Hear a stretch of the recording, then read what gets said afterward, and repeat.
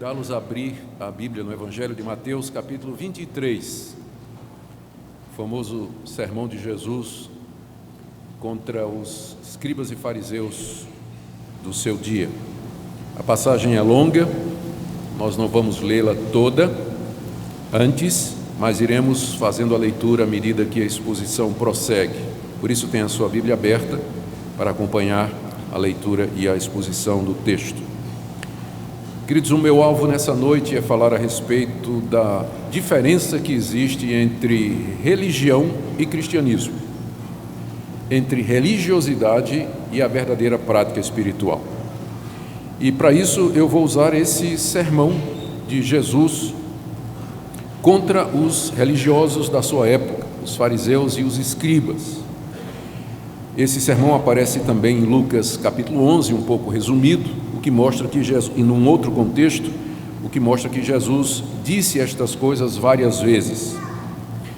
Ao falar sobre religiosidade e verdadeiro cristianismo, usando essa passagem onde Jesus fala contra os fariseus, eu estou consciente de que eu não posso comparar os cristãos verdadeiros com os fariseus, e não é minha intenção fazer isso, seria desonesto com todos vocês. O que ocorre, porém, é que existem elementos da religiosidade dos fariseus que nós percebemos estar presentes também no meio dos evangélicos. Por isso, mesmo que a comparação esteja muito distante, porém há pontos que Jesus aqui menciona, quando ele critica os escribas e fariseus, que bem podem ser aplicados à nossa vida, pelo menos à guisa de exame e de referência. Eu creio que toda a Escritura é proveitosa para nós, toda ela se aplica a nós, ela foi escrita para o nosso benefício, e Mateus capítulo 23 não é uma exceção. E com certeza, se essa mensagem de Jesus contra os escribas e fariseus foi preservada no Evangelho, é porque Deus, sem dúvida, deseja que ela seja lida, refletida e aplicada pela sua igreja durante todas as suas épocas. O meu alvo nessa noite é que, ao examinarmos aquilo que Jesus criticou na religiosidade dos escribas e fariseus, nós nos examinemos para que nós possamos aprender e desejar o cristianismo puro e simples que a Bíblia nos ensina. É isso que nós queremos ser, cristãos, de acordo com o que o Evangelho nos ensina. Deixe-me fazer outras observações à guisa de introdução. O ser humano é religioso por natureza. Mesmo as pessoas que não nasceram de novo, que não foram regeneradas e que não estão salvas, elas são capazes de orar, de cantar, de dar ofertas, de fazer sacrifícios. A prova disso é a quantidade de religiões falsas que existem no mundo, onde as pessoas fazem praticamente tudo o que os cristãos fazem. Elas vão aos seus cultos, elas têm grupos corais, elas têm pregadores e pastores, elas dão ofertas, elas fazem sacrifícios, elas vão de porta em porta distribuindo folhetos e espalhando aquilo que elas creem. Ou seja, a religião é algo que pertence ao ser humano, mesmo que ele não seja salvo. Um descrente pode ser religioso. Por isso, nós não podemos medir a salvação de alguém simplesmente pelos atos religiosos que aquela pessoa pratica, porque um descrente também pode ser religioso. É por isso que é preciso notar quais são esses elementos da religiosidade que, por vezes, se manifestam em nossa vida, para que nós os rejeitemos e vivamos um cristianismo autêntico, puro e simples. Quando Jesus disse estas palavras, ele estava na última semana da sua vida terrena em Jerusalém. Ele tinha tido vários conflitos já com os escribas e fariseus. Se você depois quiser olhar o capítulo 22, houve uma discussão entre Jesus e os escribas e fariseus com relação ao tributo, se devia pagar imposto a César ou não. Depois houve uma discussão também a respeito da ressurreição. Depois uma discussão sobre o que era o grande mandamento. Depois uma discussão sobre quem era aquele Senhor que o rei Davi havia dito no Salmo: assenta-te o Senhor, assenta-te à minha direita até que eu ponha os teus inimigos debaixo dos teus pés. Foi uma semana extremamente conturbada e Jesus estava envolvido em polêmicas e discussões diretas com os escribas e fariseus, que eram os líderes religiosos daquela época. E agora, no final, como que cansado de ver tanta cegueira, de ver tanta religiosidade e de tantos conceitos errados, Jesus então pronuncia esse sermão, que é considerado um dos sermões mais duros que ele jamais pronunciou, e que está aí no capítulo 23. É preciso lembrar que nem todos os fariseus eram assim, como Jesus está dizendo aqui. Havia fariseus, por exemplo, como Nicodemos. Havia fariseus como José de Arimateia, que esperavam o reino de Deus, que eram sinceros, que eram verdadeiros, tementes a Deus, tinham a fé verdadeira. Mas a grande liderança do farisaísmo daquela época era composta de pessoas extremamente religiosas, mas que não conheciam a Deus. De qualquer forma, eles praticavam a sua religião pensando que estavam fazendo o que era certo diante de Deus. O que Jesus censurou neles?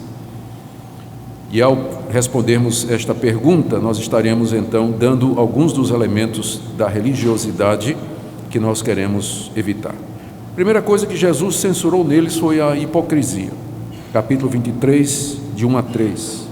Então falou Jesus às multidões e aos seus discípulos: na cadeira de Moisés se assentaram os escribas e os fariseus. Fazei e guardai, pois, tudo quanto eles vos disserem, porém não os imiteis nas suas obras, porque dizem e não fazem. Havia de fato uma cadeira literal na sinagoga, que era chamada a cadeira de Moisés, onde o fariseu e o escriba se sentava para ensinar ao povo todos os ditames da lei. Eles sabiam de cor o discurso ortodoxo, a ponto de Jesus dizer: o problema com eles não é o ensino deles, eles são ortodoxos, eles estão doutrinariamente corretos, o problema é que eles dizem estas coisas, mas eles não praticam. Eles não praticam. E aqui você tem o primeiro elemento da religiosidade. Um religioso é alguém que se preocupa com a exatidão, a precisão doutrinária, que as coisas corram de acordo com as normas, mas ele, na verdade, não vive aquilo que ele prega, não vive aquilo que ele ensina. Segunda coisa que Jesus critica nos fariseus é que eles criaram normas e regras que Deus nunca mandou. Verso 4: atam fardos pesados e difíceis de carregar e os põem sobre os ombros dos homens, entretanto eles mesmos nem com o dedo querem movê-los.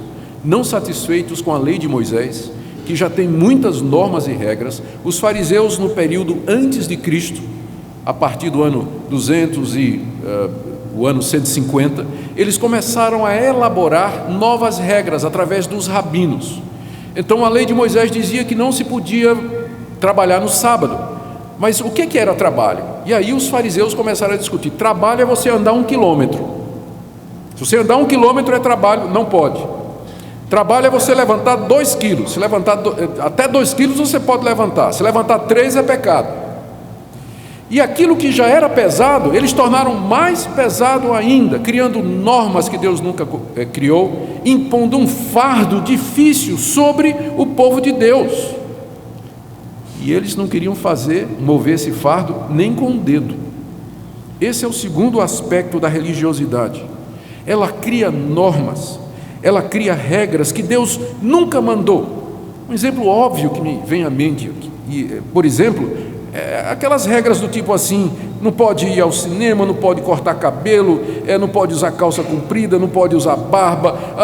Há um legalismo no meio evangélico, em que as pessoas criam normas que Deus nunca mandou e usam estas normas e põem sobre as pessoas que vivem carregadas debaixo de normas, regras e preceitos humanos que Deus nunca mandou. A religiosidade faz isso em nome de Deus. Terceira coisa que Jesus criticou nos fariseus é que eles buscavam a aprovação dos homens. Verso 5: praticam, porém, todas as suas obras com o fim de serem vistos dos homens. pois alargam os seus filactérios e alongam as suas franjas. Filactérios eram caixinhas de couro com versículos da Bíblia que o judeu amarrava na mão e na testa, porque lá em Deuteronômio capítulo 6, verso 8, Moisés tinha dito: você vai pegar as palavras de Deus e vai guardá-las no coração, atas à tua mão, à tua cabeça. É claro que Moisés estava falando figuradamente, porque mão e cabeça significa o que eu penso e o que eu faço, mas eles interpretaram aquilo literalmente, fizeram caixinha de couro, pegaram versículos na Bíblia e amarravam na mão e amarravam na testa. Só que o fariseu mandava fazer uma caixinha de couro desse tamanho, colocava na testa e na mão e saía andando pela rua, para que os homens olhassem e dissessem: oh, que homem religioso, né? Puxa, como ele é piedoso, que coisa, esse homem deve ser um santo, olha o tamanho do filactério dele. As franjas eram as borlas das vestes, que funcionavam como o rosário católico hoje, aquelas contas que a pessoa fica usando para contar as orações e os Pai Nosso que ela faz. Então os judeus tinham franjas que penduravam da sua roupa, que eles usavam também para contar as orações, só que o fariseu mandava encher de franja. Quando ele andava na rua com aquele filactério, né, e com as franjas, o pessoal dizia: puxa, que homem santo, né? Vou nem chegar perto porque você é fulminado por essa santidade. É isso que a religião faz. Ela busca agradar as pessoas, ela busca impressionar as pessoas. Um religioso, nos dias de hoje, é alguém que pratica o cristianismo, alguém que faz as coisas relacionadas com a vida cristã, simplesmente preocupado em aparecer aos homens, em agradar aos homens, em ostentar a sua religiosidade. Não é difícil dar exemplos disso. A quarta coisa que Jesus condena aqui nos fariseus é a autoexaltação, do verso 6 a 12. Amam o primeiro lugar nos banquetes e as primeiras cadeiras nas sinagogas, as saudações nas praças e o serem chamados mestres pelos homens.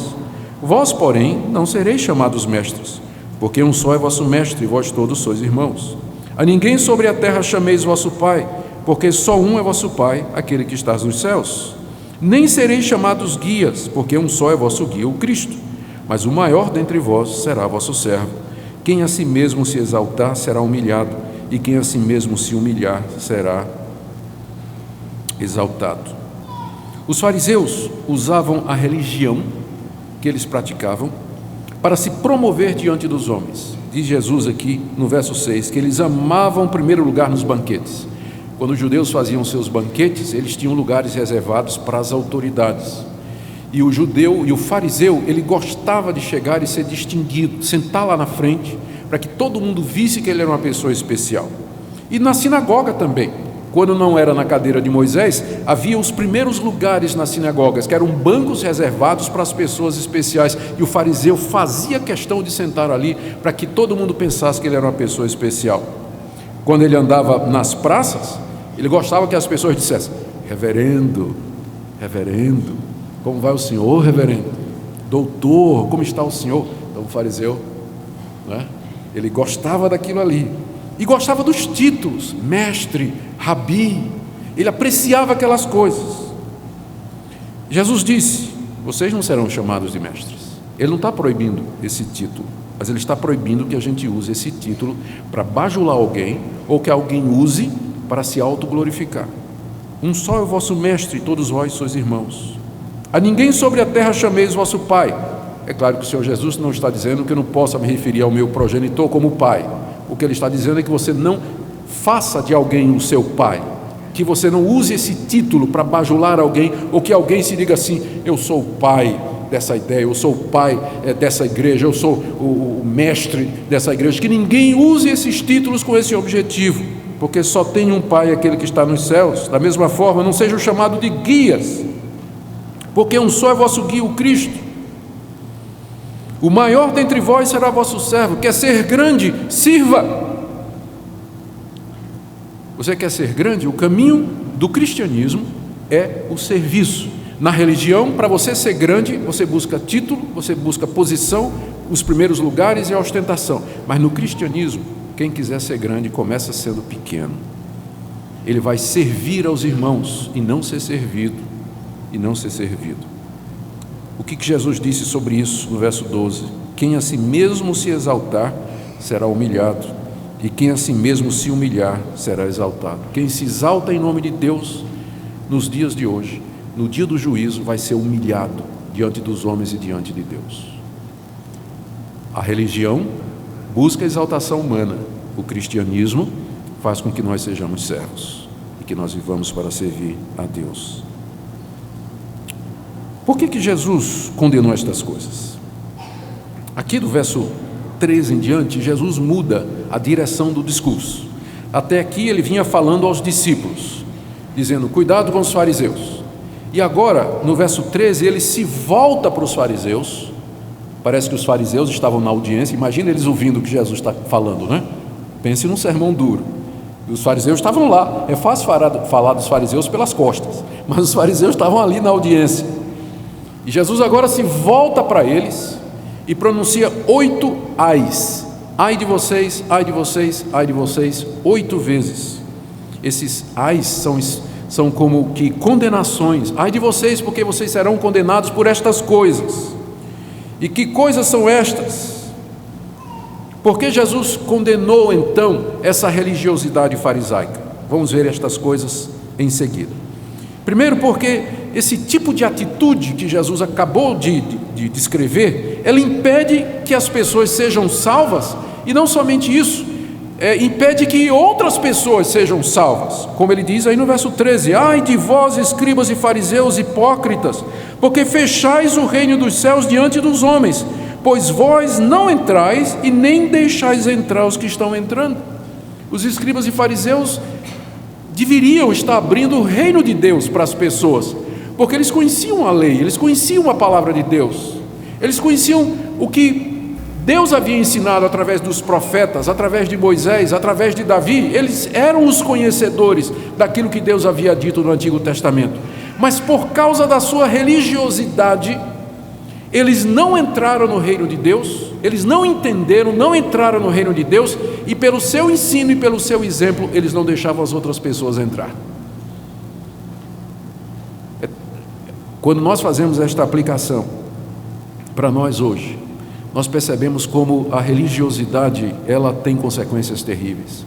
Pessoas que são religiosas, mas que não são salvas, elas acabam dando um péssimo exemplo. Elas não entram no reino de Deus e acabam sendo um tropeço para aqueles que querem entrar. Segunda coisa, a razão pela qual Jesus condenou a religiosidade dos fariseus é que por vezes a religiosidade é somente uma capa para esconder pecados. Verso 14, ai de vós, escribas e fariseus hipócritas, porque devorais as casas das viúvas e para justificar fazeis longas orações, por isso sofrereis juízo muito mais severo. O fariseu chegava na casa da pobre, da viúva, que estava sofrendo, dizia, minha irmã, eu vou orar pela senhora, mas o senhor sabe, eu oro, minha oração é paga por tempo.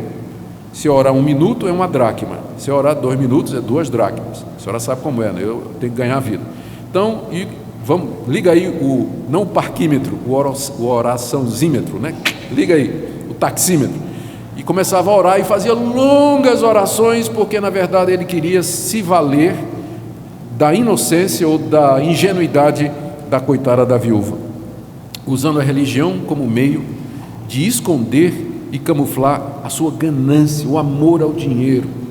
Gente, da mesma forma, a religiosidade às vezes é uma capa para pecados mais sérios. Eu já acompanhei casos e conheço casos de gente que estava na igreja, super zeloso, frequentava todas as reuniões de oração, não perdia um culto, ela tinha várias atividades, exercia ministérios, era oficial da igreja, e de repente se descobre que tudo aquilo era uma capa, que na verdade aquele homem era desonesto, aquele homem era ladrão, casos de imoralidade, de bater na mulher. Mas na igreja ninguém suspeitava. Às vezes a religiosidade é uma capa apenas para esconder pecados graves e terríveis. Por isso Jesus condena a religiosidade, porque o religioso ele fica se justificando, ele se justifica através dessas práticas. Terceiro ai, verso 15, Jesus condena essa religiosidade porque ela leva as pessoas ao inferno. Veja o verso 15: ai de vós, escribas e fariseus hipócritas, porque rodeais o mar e a terra para fazer um prosélito, e uma vez feito, tornais filho do inferno 2 vezes mais do que vós. Os fariseus eram extremamente ativistas, eles eram evangelistas, eles saíam de porta em porta, eles saíam evangelizando, e eles queriam que quem não era judeu se tornasse judeu. Especialmente é isso que chamava de prosélito. O prosélito era um gentil, um não judeu, que tinha sido convertido ao judaísmo e tinha se circuncidado e passava agora a ser considerado como judeu. Os fariseus faziam qualquer esforço. Jesus diz aqui que eles rodeiam o mar e a terra, iam para qualquer lugar para conseguir adeptos, mas no final esses coitados eram 2 vezes filhos do inferno. Por isso que Jesus condenou os fariseus, porque a religiosidade leva as pessoas ao inferno. As pessoas que praticam aquilo que Deus não mandou, ou praticam aquilo que Deus mandou pelos motivos errados, elas podem parecer religiosas, elas podem enganar o seu coração com atos religiosos, e na verdade nunca nasceram de novo, nunca foram regeneradas, não conhecem a graça de Deus, nunca tiveram um encontro verdadeiro com Deus. Por isso que a religiosidade é tão perigosa e perniciosa e conduz para o inferno, porque a pessoa pensa que porque ela é religiosa, porque ela vai à igreja, porque ela dá dízimo, porque ela está no ministério, porque ela é pastor, porque é pregador, ela pensa que aquilo é uma evidência de que ela está salva. Pode não ser. Por isso Jesus adverte: ai de vocês, escribas e fariseus, porque vocês conduzem outras pessoas à condenação. A 4ª razão pela qual Jesus condenou a religiosidade dos fariseus é porque a religiosidade, e preste atenção nisso aqui, gente, foca no que é secundário e acaba esquecendo o que é mais importante na vida cristã. Tem 2 ais aqui que tratam disso, eu vou ler os 2 em sequência. É do verso 16 ao 23. Ai de vós, guias cegos, que dizeis: quem jurar pelo santuário, isso é nada, mas se alguém jurar pelo ouro do santuário, fica obrigado pelo que jurou. Insensatos e cegos, qual é o maior, o ouro ou o santuário que santifica o ouro? E dizeis: quem jurar pelo altar, isso é nada, quem porém jurar pela oferta que está sobre o altar, fica obrigado pelo que jurou. Cegos, pois qual é o maior, a oferta ou o altar que santifica a oferta? Portanto, quem jurar pelo altar, jura por ele e por tudo que sobre ele está. Quem jurar pelo santuário, jura por ele e por aquele que nele habita. Quem jurar pelo céu, jura pelo trono de Deus e por aquele que no trono está sentado. Ai de vós, escribas e fariseus hipócritas, porque dais o dízimo da hortelã, do endro e do cominho, e tendes negligenciado os preceitos mais importantes da lei, a justiça, a misericórdia e a fé. Devíeis, porém, fazer estas coisas sem omitir aquelas: guias cegos, que coais o mosquito e engolis o camelo. O que é que esses 2 ais têm em comum? É que em ambos os casos, o que Jesus está condenando aqui é que os fariseus, eles focavam nas coisas secundárias e miúdas e esqueciam o quadro maior, o que era mais importante. E é isso que o religioso faz. Ele está preocupado com as coisinhas pequenas, está preocupado com os detalhes, com arranjos aqui e acolá, e ele se esquece das grandes coisas, das grandes virtudes, dos pontos centrais do cristianismo. No caso dos fariseus, primeiro, a questão do juramento. Era comum jurar entre os judeus.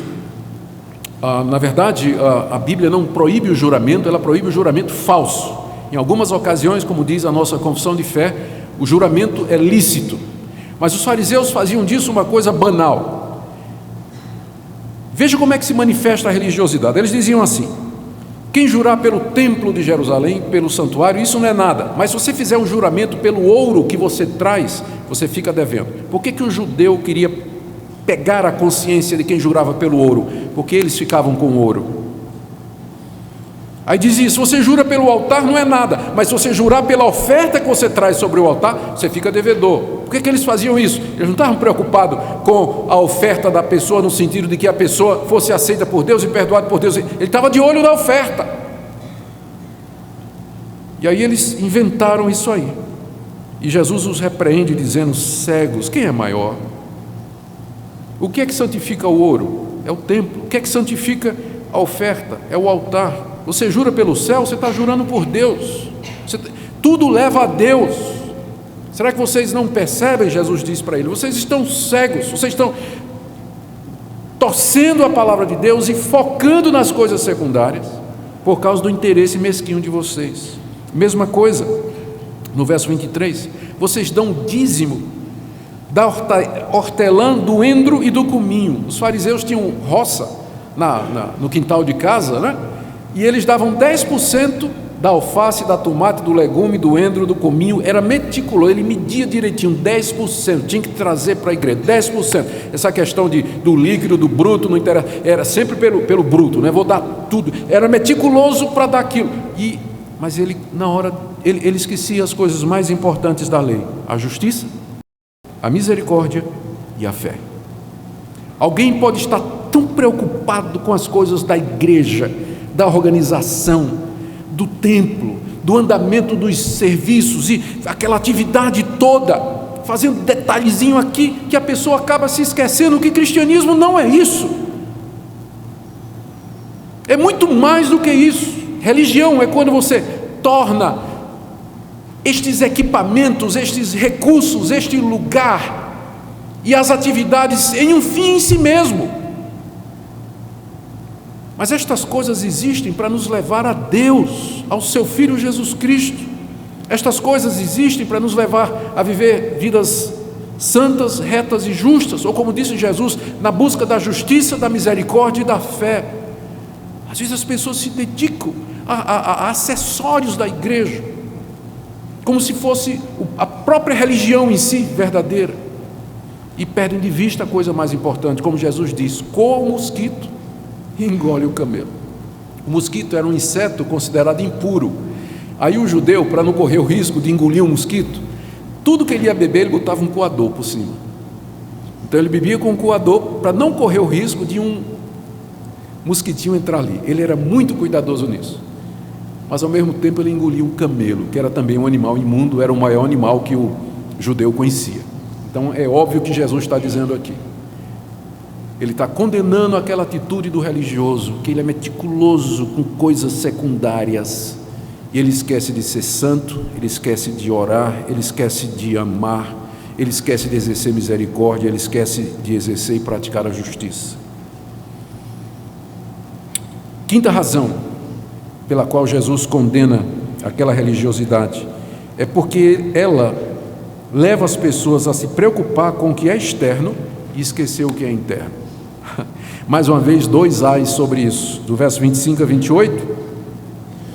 O que é que nós lemos? Ai de vós, escribas e fariseus hipócritas, porque limpais o exterior do copo e do prato, mas estes por dentro estão cheios de rapina e intemperança. Fariseu cego, limpa primeiro o interior do copo, para que também o seu exterior fique limpo. Ai de vós, escribas e fariseus hipócritas, porque sois semelhantes aos sepulcros caiados, que por fora se mostram belos, mas interiormente estão cheios de ossos e de toda imundície. Assim também vós exteriormente pareceis justos aos homens, mas por dentro estáis cheios de hipocrisia e de iniquidade. Jesus usa 2 figuras para ilustrar esse ponto aqui da religiosidade. Primeiro, a lei cerimonial que mandava que o judeu fizesse determinadas lavagens. O que acontecia era o seguinte: o judeu, quando ia ao mercado comprar alimentos, poderia ser que lá houvessem gentios, não judeus, que estivessem manipulando aqueles alimentos, ou que os alimentos tivessem sido manipulados por alguém que não era de fato um judeu conservador. Para evitar se contaminar, ele levava tudo aquilo para casa e lavava copo, pratos, alimentos, tudo era lavado, mas não era por uma questão de higiene, era por uma questão de religião. Uma questão de religião. Jesus condena o fato de que eles se preocupavam com o exterior e por dentro eles estavam cheios de rapina e de iniquidade e de pecado e de corrupção. A religião se preocupa com o exterior da pessoa, com normas, com regras, e esquece a necessidade de intimamente você ser uma pessoa convertida, de quebrantamento do coração, de fé verdadeira, de um amor que parte do coração. Não é só não adulterar, mas também não pensar em adultério, não é só matar, mas também não querer que o seu irmão morra. Jesus explicou isso lá no Sermão do Monte. Vocês ouviram que foi dito, não adultere, mas eu digo, quem olhar para uma mulher com intenção impura, no coração já adulterou com ela. A religião se preocupa com o aspecto interno, mas o cristianismo diz, o Deus que fez o exterior é o Deus que vê o interior também. Então tem que ter essa preocupação com a vida interior. A segunda ilustração que Jesus diz é das sepulturas. Verso 27, ele chama os escribas e fariseus a sepulcros caiados. As sepulturas que eram caiadas, embelezadas. O fariseu gostava de fazer isso, embelezar as sepulturas dos antigos. Só que a sepultura, ela é bonita por fora, mas por dentro você está cheio de podridão, de ossos decompostos, de carne pútrida. E assim Jesus diz, vocês são sepulcros caiados, vocês estão preocupados em adornar o exterior para parecer justo aos homens, mas por dentro vocês estão completamente corrompidos. A última razão pela qual Jesus aqui condena a religiosidade dos fariseus é porque ela impede que os religiosos ouçam a palavra de Deus. Do verso 29 a 32, ai de vós, escribas e fariseus hipócritas, porque edificais os sepulcros dos profetas e adornais os túmulos dos justos. E dizeis, se tivéssemos vivido nos dias de nossos pais, não teríamos sido seus cúmplices no sangue dos profetas. Assim contra vós mesmos testificais que sois filhos dos que mataram os profetas. Enchei vós, pois, a medida de vossos pais. O que Jesus está dizendo aqui? No Antigo Testamento, na época do Antigo Testamento, Deus mandou profetas para falar aquele povo religioso.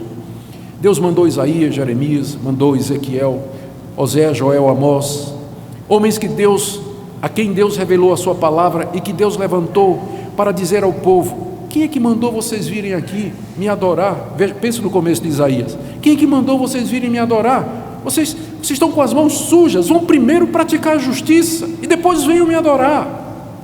Eu não quero nem ouvir os cânticos de vocês, é o início de Isaías. Eu quero que vocês pratiquem a justiça, que vocês façam o que é correto, depois venham e vamos arrazoar, ainda que seus pecados sejam vermelhos como a escarlata, se tornarão brancos como a lã. Todo mundo conhece essa passagem. Era isso que o profeta fazia no Antigo Testamento. Deus levantava o profeta para trazer o povo religioso de volta à verdade. O que o povo de Israel fazia com os profetas? Rejeitava, apedrejava, matava. Não queria ouvir. A história da Bíblia, do Antigo Testamento, é a história de Deus tentando convencer aquele povo a voltar à verdade. E o povo rejeitando, matando, prendendo, apedrejando os enviados de Deus. E agora, na época de Jesus, os escribas e fariseus disseram, se a gente vivesse naquela época, a gente não tinha feito isso.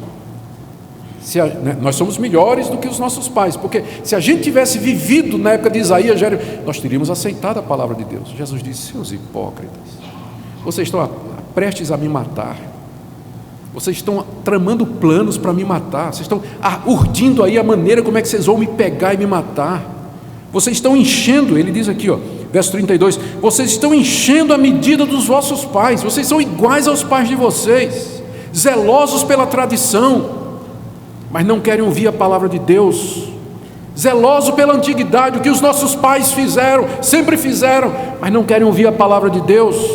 A religião é assim, ela é muito tradicionalista, ela apela sempre para o passado, mas não quer ouvir a palavra de Deus. E Jesus então termina condenando, do verso 33 ao verso 36, ele diz, vocês não vão escapar do inferno. 33, serpentes, raça de víboras, como escapareis da condenação do inferno? Verso 34 a 35, Jesus diz que eles vão continuar fazendo o que sempre fizeram. Eu vou enviar a vocês profetas, sábios e escribas, a uns matareis e crucificareis, como os pais fizeram no passado, a outros açoitareis nas vossas sinagogas e perseguireis de cidade em cidade. Foi isso exatamente o que fizeram com Jesus e com seus discípulos. Para que sobre vós recaia todo o sangue justo derramado sobre a terra, desde o sangue do justo Abel até o sangue de Zacarias, filho de Baraquias, a quem mataste entre o santuário e o altar. Jesus está dizendo, isso vai acontecer para que a medida do pecado de vocês se encha e Deus derrame o juízo dele contra vocês. Verso 36, é verdade vos digo, que todas estas coisas hão de vir sobre a presente geração. E não deu outra coisa.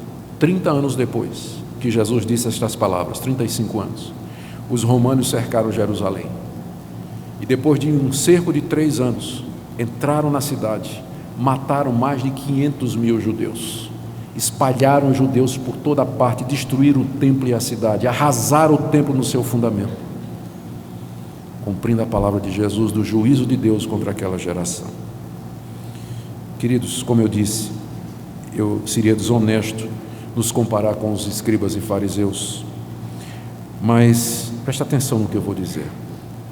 Você sabe que você está virando religioso quando você está mais preocupado com o arranjo de flores, o lugar do coral, a roupa do pastor, do que com a pregação.